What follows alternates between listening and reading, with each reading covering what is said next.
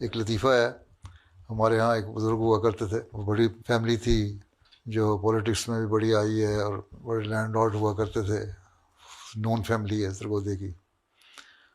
ان کے ایک احمدی ہو گئے ان میں سے ایک بزرگ حضرت خلیفہ ثانی کے زمانے میں. ان کی اولاد نہیں تھی، بڑھاپے میں جا کے ان کے ایک بیٹا پیدا ہوا، حضرت خلیفہ ثانی کی دعا سے کہتے ہیں بیٹا پیدا ہوا.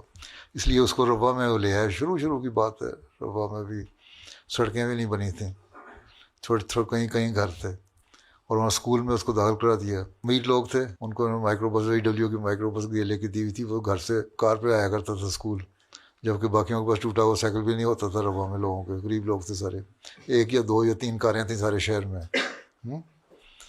تو بہرحال وہ ان کی یہ تھا کہ کچھ پڑھ جائے اور کسی قابل بن جائے. بڑھاپے میں پیدا ہوا ہے لڑکا اور نیک ہو، ہے میرے پولیٹکس میں نہ چلا جائے یا برائیوں میں نہ چلا جائے میرے خاندان کے لوگوں کی طرح.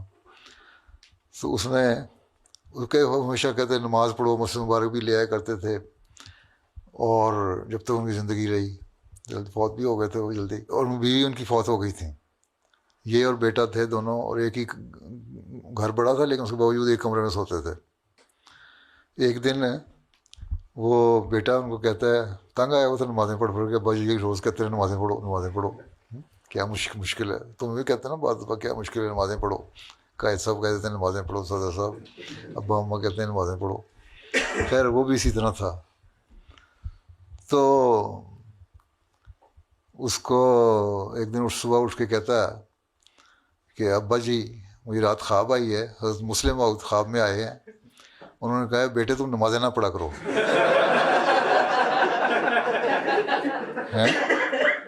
تو اس کے ابا بڑے ہوشیار تھے.